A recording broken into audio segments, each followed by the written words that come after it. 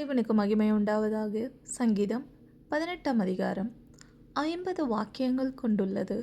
நாம் தினந்தோறும் 1 முதல் 10 10 10 வாக்கியங்களாக 5 நாட்கள் நாம் இந்த அதிகாரத்தை வாசித்து முடிக்கலாம். சங்கீதம் 18ஆம் அதிகாரம் 1 முதல் 10 வரை. என் பலனாகிய கர்த்தாவே, உம்மில் அன்பு கூறுவேன்.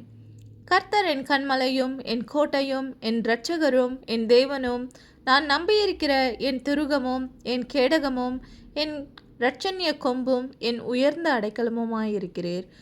துதிக்கு பாத்திரராகிய கர்த்தரை நோக்கி கூப்பிடுவேன், அதனால் என் சத்துருக்களுக்கு நீங்களாக்கி இரட்சிக்கப்படுவேன். மரணக்கட்டுகள் என்னை சுற்றி கொண்டது, துர்ச்சன பிரவாகம் என்னை பயப்படுத்தினது.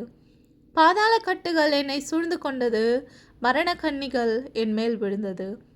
எனக்கு உண்டான நெருக்கத்திலே கர்த்தரை நோக்கி கூப்பிட்டு என் தேவனை நோக்கி அபயமிட்டேன். தமது ஆலயத்திலிருந்து என் சத்தத்தை கேட்டார். என் கூப்பிடுதல் அவர் சந்நிதியில் போய் அவர் செவிகளில் ஏறிற்று.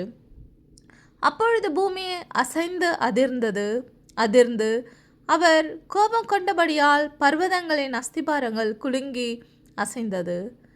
அவர் நாசியிலிருந்து புகை எழும்பிற்று, அவர் வாயிலிருந்து பட்சிக்கிற அக்கினி புறப்பட்டது, அதனால் தழல் மூண்டது.